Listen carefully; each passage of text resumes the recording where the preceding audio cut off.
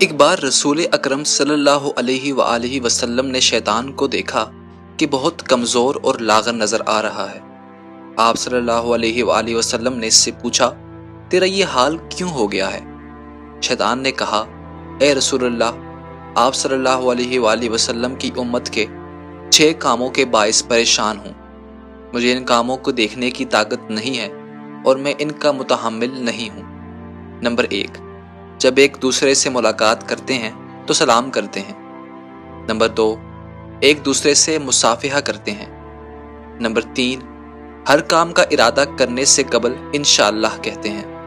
Number 4، گناہ ہو جائے تو استغفار کرتے ہیں۔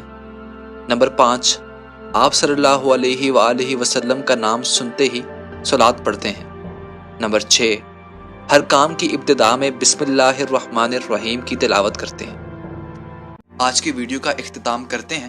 امید ہے آپ کو آج کی ویڈیو پسند آئی ہوگی۔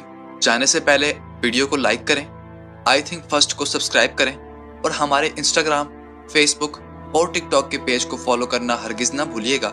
اسی کے ساتھ آپ سے اجازت چاہیں گے۔ آپ سب سے ملاقات ہوگی اگلی ویڈیو میں، تب تک کے لیے اللہ حافظ۔